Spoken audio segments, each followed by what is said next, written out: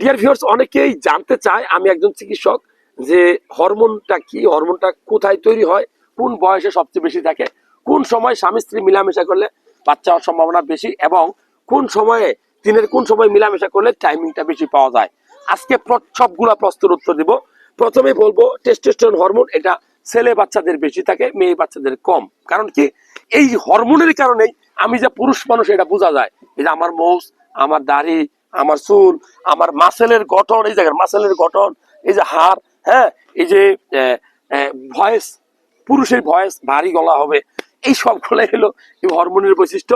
আরো বৈশিষ্ট্য হলো কি, যখন আপনার বয়স 14, 15, 16, 17, 18, 19, 20, 21, 22 এইভাবে বয়সটা থাকবে, এই সময় এই হরমোনটা পিক লেভেলে থাকবে। এই জন্য বিয়ে করতে বলি কোন বছর বয়স জানেনি? 20, ডাইরেক্ট 20। গালি দেন আর যাই করেন, 20 বছর বয়সে। কেন?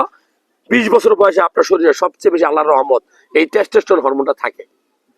আর 20 থেকে 30 পর্যন্ত বেশি উৎপাদন হয়, 30-এর পরে আস্তে আস্তে আস্তে এটা কমে। যেমন আমার কমা শুরু হয়েছে 46।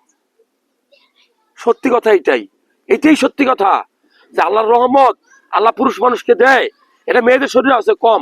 কোনো মেয়ের শরীরে যদি আমার অনেক বেশি হরমোন হয়, এটা বাইরে যায়, তার কিন্তু কিছু বৈশিষ্ট্য দেখা যায়। সে ছেলের মতো আচরণ করে, তার মোষ হয়, তার দাড়ি হয়, তার ওজন বাইরে যায়, তার মাসিক অনিয়ম হয়। তাহলে পুরুষ মানুষের যেরকম এই হরমোন বাড়লে তাগত, আরাম, আয়েস, ঠিক আছে। আর মেয়েদের বাড়লে কি হয়? উল্টা, ক্ষতি, মাসিক অনিয়মিত, বাচ্চা আসতে চায় না, মোটা হয়ে যায়, দাড়ি মুজ গজায়। তো এরকম কারো হইলে হরমোনটা টেস্ট করেন, ডাক্তার দেখাবেন। যাই হোক, এই হরমোনটা সবচেয়ে বেশি থাকে 20 বছর বয়সে। এই বয়সে বিয়ে করা উচিত। ইসলাম ধর্ম, আল্লাহ তাআলা এই জন্য আগে বিয়ে করতে বলছে। ভালো লাগলে মন্তব্য করতে পারেন। আর এই হরমোনটা কেন বাড়ে